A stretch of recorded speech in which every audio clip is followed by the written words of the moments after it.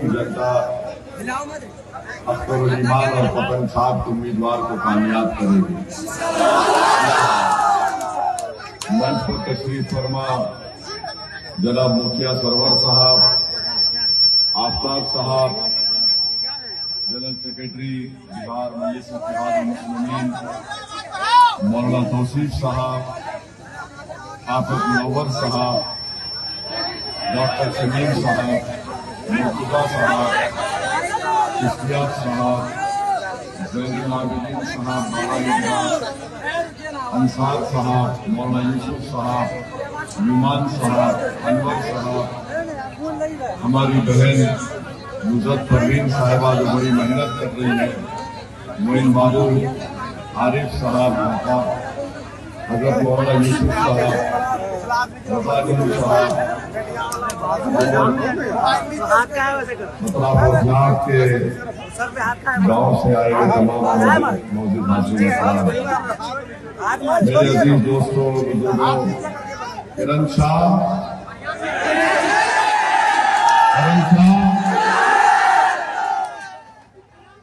अब ये भी सुन लो, पतंग साहब का वोट दी है, पतंग साहब का वोट दी है। अब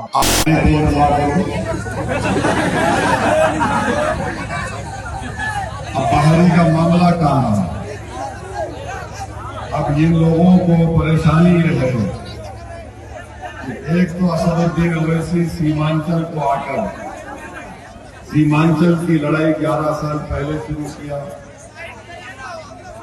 और सीमांचल से जो नाइंसाफी हो रही है इन 4 जिलों में, चाहे किशनगंज, कटिहार, अररिया हो,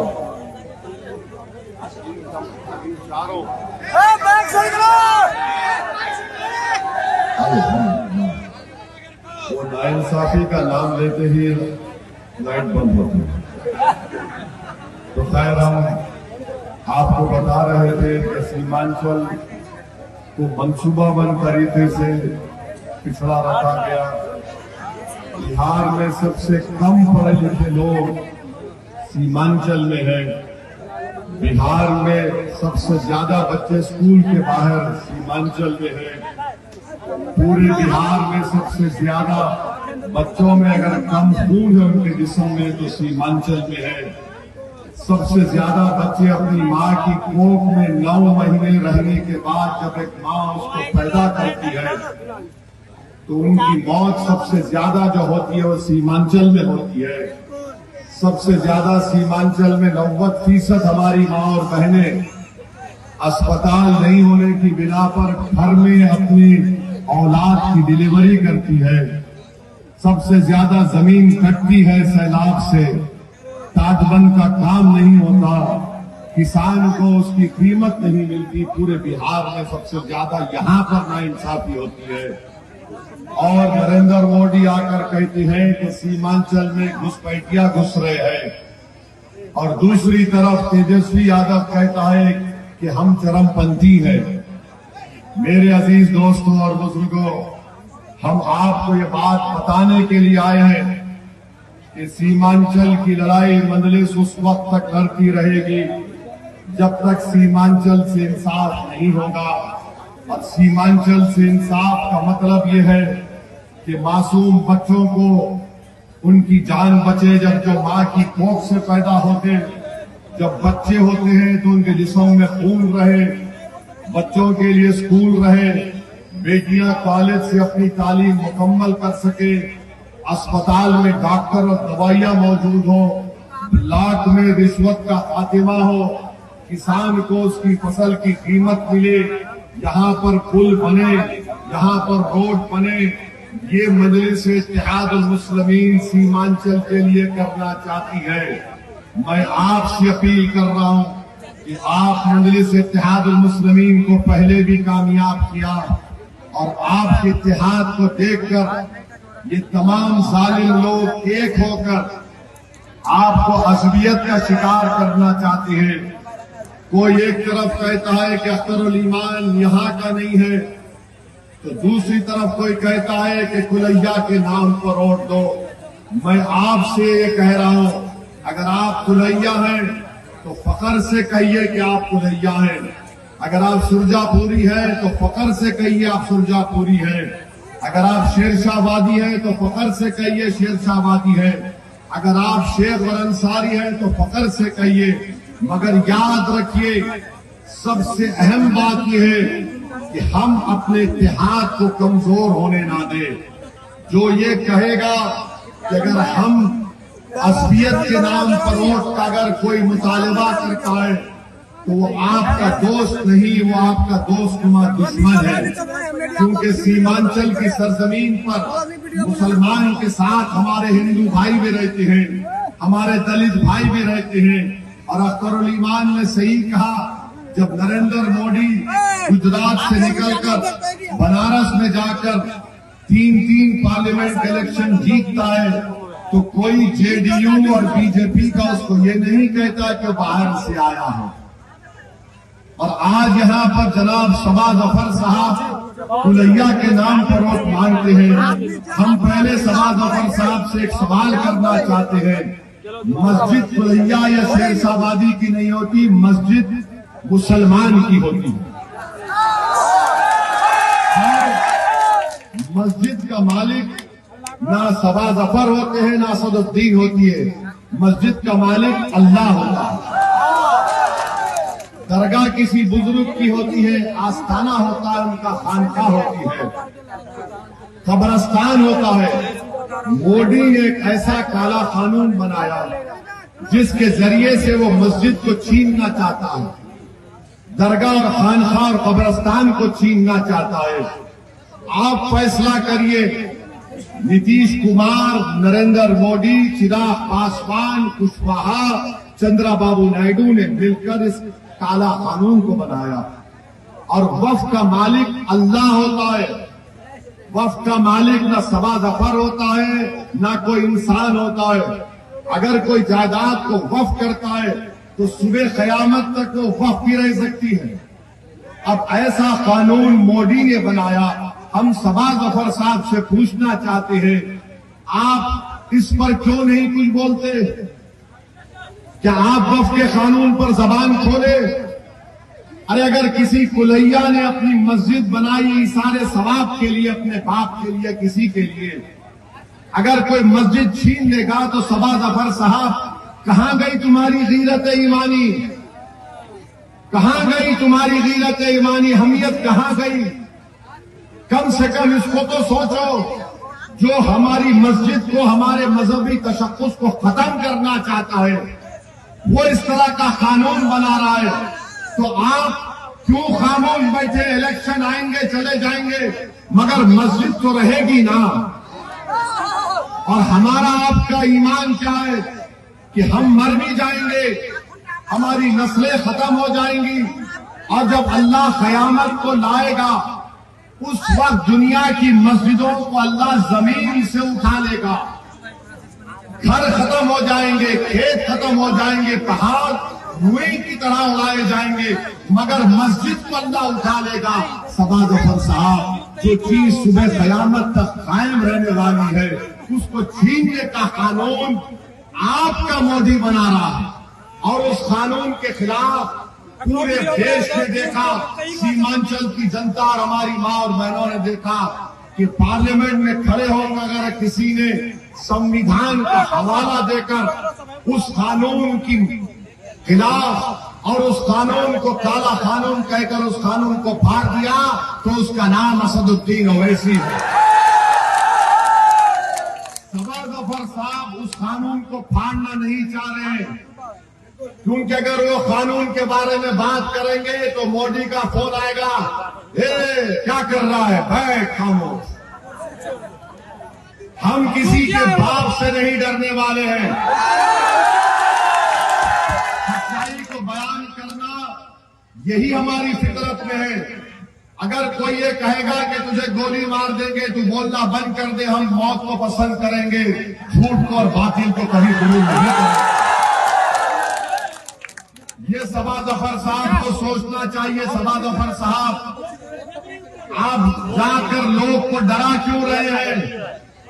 और ये सीमांचल की जनता है, वक्तिया तौर पर देख लेगी, मगर पोलिंग बूथ में जाकर तुम लिख के रख लो सबा गफर, ये कलमे की उंगली उठेगी और तुम्हारा गुरूर, तुम्हारा अहंकार पतन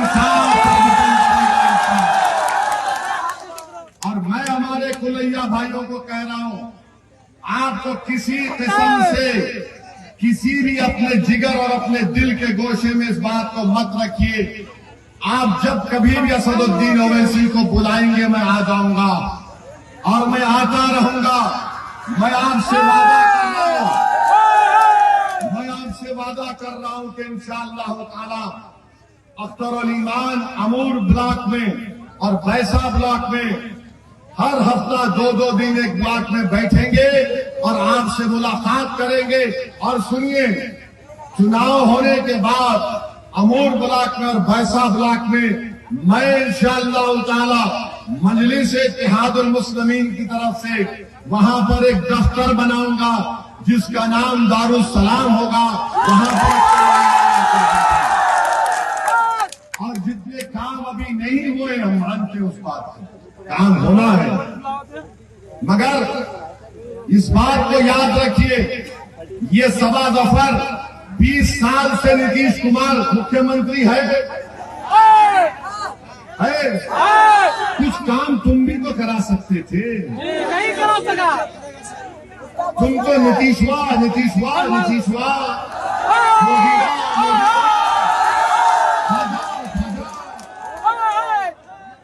तुम भी तो कुछ मुल्क का काम करा सकते थे। प्रधानमंत्री तुम्हारा, मुख्यमंत्री तुम्हारा, तुम उनके नाक के बाल कुछ तो करा देते।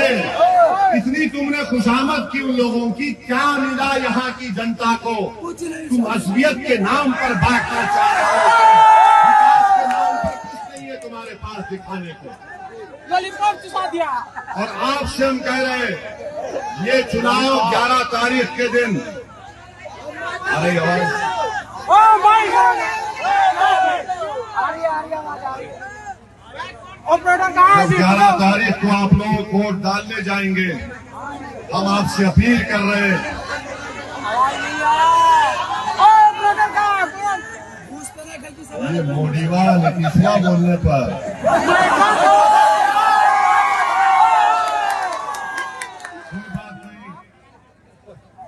पतंग सांप आपके दिल और घर में पहुंच चुका। हम आपको बता रहे हैं कि 11 तारीख के दिन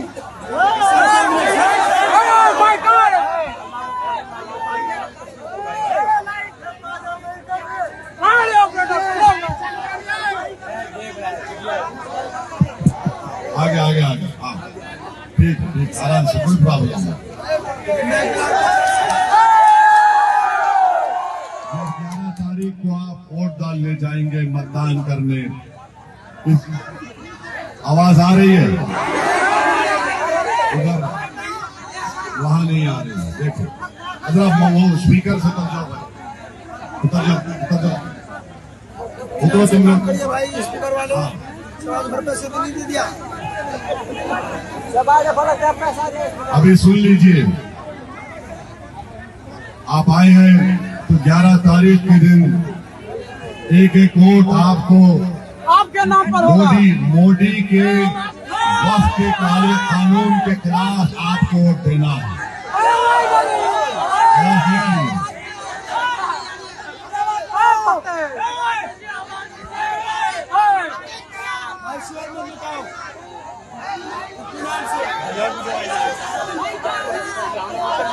अरे घोटाला हो गया।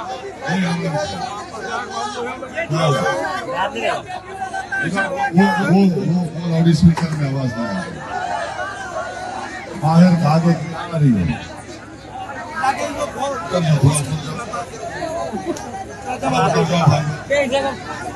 भाई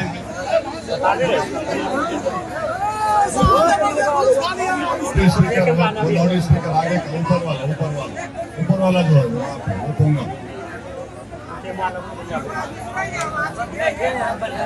तो अभी जैसा है सुन लीजिए, आप थोड़ा जहमत होगी, सुन लीजिए आगे थोड़ा करीब आ जाइए, और करीब आ जाइए, आ जाइए, करीब आ जाइए।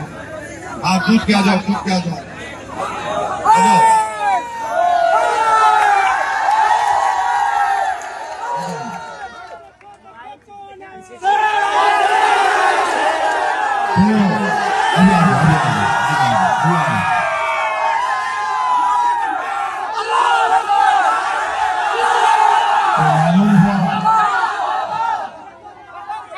मालूम हुआ कि करीब आने से आवाज बढ़ जाती है,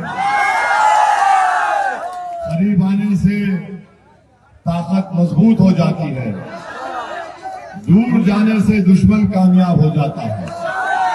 तो जितना हम करीब होंगे एक दूसरे के, इंशाअल्लाह पतंग छाप को सीमांचल में कामयाबी और वोट मिलेगी। तो 11 तारीख के दिन आपको जब वोट डालेंगे तो इस बात का ख्याल रखिए, जो कोई आकर कहता है तीर या बीजेपी, उससे पूछिए मस्जिद छीनने का कानून तुमने क्यों बनाया। उनसे पूछिए मस्जिद छीनने का कानून क्यों बनाया। और अगर कोई बोलता है गलत है तो मैं तुमको चैलेंज कर रहा हूं, 11 तारीख से पहले बल्कि 9 तारीख से पहले तुम बिहार में किसी जगह पर वक्त और मुकाम बता दो, तुम लाखों लोगों को लेके आओ, मैं अकेला आऊंगा, तुम 10 मिनट मेरे दलीलों का जवाब नहीं दे पाओगे। मैंने पार्लियामेंट में 128 पेजेस की रिपोर्ट लिख कर दी, 128 पेजेस सफात पर मुश्तमिल थी। दूसरी बात, कोई कह रहा है कि देखो अगर मिलकर वोट नहीं डालेंगे तो कोलैया जीत जाएगा। मस्तान साहब जो माशाल्लाह ज़ईफ हो चुके हैं, मगर मस्तान साहब 30 साल के एमएलए थे। क्या अख्तर भाई 30 साल के एमएलए थे। मस्तान साहब जब आप चल नहीं सकते, जब आपका सेहत साथ नहीं दे रहा है, आखिर ये हिरस क्यों है आपको। आप घर में बैठिए। अख्तरुल ईमान एक नौजवान है, अख्तरुल ईमान हरकियाती है, मगर आप सिर्फ असलियत को फरोग दे रहे हैं। एक तरफ मस्तान साहब सुरजापुरी का नाम लेते तो दूसरी तरफ सबा जफर कुलैया का नाम लेते। मंजलिस के भाई अरे अभी ने बोलना है। अच्छा मिला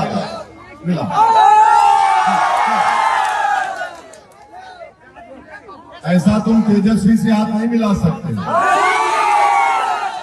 मस्तान साहब से भी हाथ नहीं मिला सकते। सबा जफर को हाथ क्या, वो तो डरा रहा है सबको।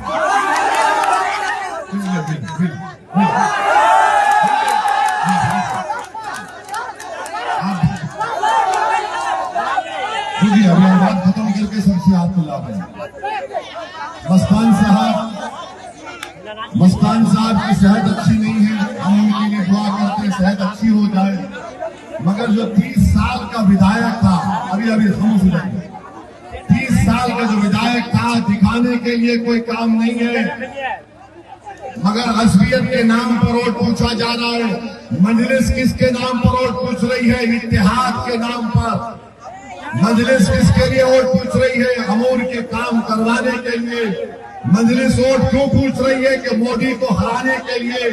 मजलिस वोट क्यों पूछ रही है? कि सीमांचल के बच्चों को इंसाफ मिले। मजलिस वोट क्यों पूछ रही है? कि आप तमाम को एक शीशा पिलाई हुई दीवार की तरह मुत्तहिद कर दिया जाए, चाहे कोई कुलैया हो, शेरशाहबादी हो या सुरजापुरी हो। याद रखो, इत्तेहाद हमारी ताकत है, इंतशार हमारे लिए मौत है। एक तरफ मस्तान, दूसरी तरफ सबा जफर। ये कोई प्रोग्राम नहीं रखते अमूर के लिए, ना सीमांचल के लिए। सीमांचल के लिए कोई लड़ रहा है तो मजलिस इत्तेहादुल मुस्लिमीन और असदुद्दीन ओवैसी है। मेरे अजीज दोस्तों और बुजुर्गों, मस्तान साहब का असेंबली में रिकॉर्ड निकाल कर देख लिए। मस्तान साहब असेंबली में कभी कुछ करते नहीं थे। आप सबा जफर भी एक मर्तबा के विधायक हैं, उन्होंने कुछ बोला असेंबली में, वो रिकॉर्ड निकाल कर देख लीजिए। अगर कोई असेंबली में जाकर बोलता है, लड़ता है, इंसाफ का मुतालबा करता है, तो उसका नाम अख्तरुल ईमान है। और हम मस्तान साहब को पैगाम देना चाह रहे हैं। मस्तान साहब, आपकी पार्टी नरकटियागंज में तेजस्वी यादव ने दीपक यादव को टिकट दिया। अभी इंटरनेट पर गूगल पर उसका नाम डालो, मेरी माँ और बहनों, बच्चों, दीपक यादव नाम डालो, नरकटियागंज से उसका गूगल में इंटरनेट पर फोटो आएगा। दीपक यादव तलवार बांट रहा है। तलवार क्यों बांट रहा है? गठबंधन का उम्मीदवार है दीपक यादव नरकटियागंज से।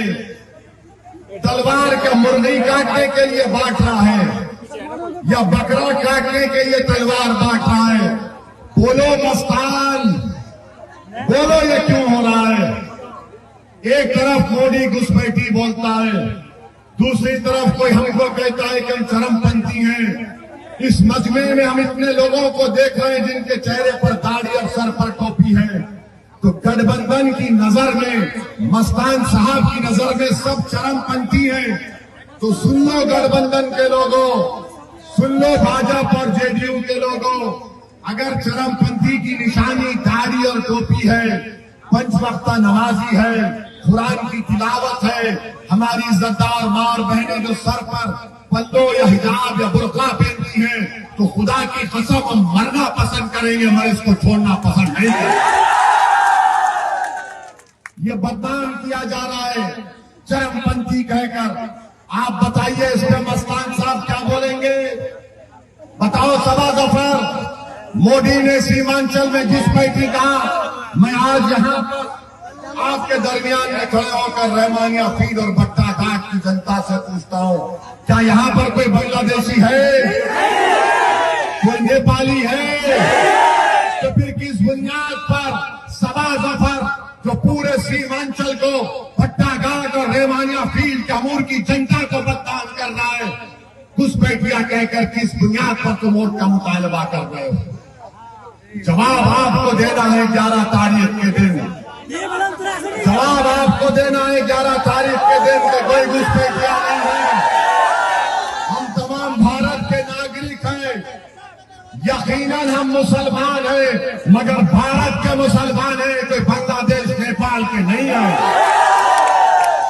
और याद रखो, पटना की कुर्सी पर बैठना है। अब पटना की मुख्यमंत्री की कुर्सी को छीनना है। अब लड़ाई उप मुख्यमंत्री की नहीं है, अब लड़ाई सीमांचल के बेटे को मुख्यमंत्री बनाने की है। क्यों नहीं अख्तर उल ईमान मुख्यमंत्री बन सकता? मुझे बताओ, नहीं बन सकता? अख्तर उल ईमान मुख्यमंत्री बनेगा? कैसे बनेगा? जब तू वोट डालोगे तभी तो बनेगा। अगर हम सब मिलकर मजलिस के, जीडी अलायंस के एमएलए को कामयाब करेंगे तो पटना में सीमांचल का बेटा मुख्यमंत्री बनेगा इंशाअल्लाह। और हो सकता है कि अख्तर उल ईमान तुम्हारा हायक बन के आए, क्योंकि सीमांचल से इंसाफ, अमूर, बैसा, कोचा दामन, ठाकुरगंज, बहादुरगंज, अरारिया, किशनगंज, कटिहार, इंसाफ उसी वक्त होता जब मजलिस को आप अपने वोट से नवाजेंगे। इख्तिदार जब हासिल करेंगे, इन बच्चों का मुस्तकबिल अच्छा होगा। सैलाब आएगा तो उससे पहले टाटबंद का काम होगा, बारिश होने से पहले पुल का काम शुरू होगा, रिश्वतखोरी का खात्मा होगा। तो मेरे अजीज दोस्तों और बुजुर्गों, आप तमाम 11 तारीख को पतंग छाप वोट देंगे। आप अज़लियत का शिकार नहीं होंगे। तो मैं आखिर में आपसे ये दुआ भी करता हूं कि हाँ, जनाब रहमान साहब जो बालूगंज की जमीन दिए हैं, अल्लाह उनकी मग़फ़िरत करे। और हमको बताया गया कि इस्माइल साहब का बेटा इम्तियाज मरहूम का भी इंतकाल हुआ, अल्लाह उसकी मग़फ़िरत करे, अल्लाह उनकी उम्र को इफ़ादा फरमा दे और उनके अफराद खानदान को सब्र जमील अता फरमाए। तो मेरे अजीज दोस्तों, एक एक वोट का इस्तेमाल होगा। मेरी मां और बहनों, आपसे भी अपील कर रहे हैं कि अपने वोट को जाय होने मत दीजिए। अख्तरुल ईमान आपका खादिम है और खादिम रहेगा। ये काम यहाँ के अमूर की जनता के विकास का काम की जिम्मेदारी असदुद्दीन ओवैसी ले रहा है और हम इंशाअल्लाह ताला 6 महीने में एक मर्तबा जरूर आएंगे आपके पास। अख्तर भाई से पूछेंगे बताओ कितना काम हुआ, जरूरत पड़ी तो अख्तर भाई का हाथ और कान भी पकड़ेंगे। आप फिक्र मत करिए, मस्तान साहब का तो हाथ आप पकड़ नहीं सकते, सबा जफर का हाथ पकड़ने गए तो उसके गुंडे हावी हो जाते। तो खैर कोई बात नहीं, मुझे यकीन है कि 11 तारीख के दिन हम इत्तेहाद के नाम पर, सीमांचल के नाम पर, वक्त के काले कानून के खिलाफ, हमारे बच्चों के मुस्तकबिल के लिए और विधानसभा में कोई बोलने वाला जो मुख्यमंत्री बन सकता है उसके लिए हम पतन छाप को वोट देंगे। 11 तारीख को पतन छाप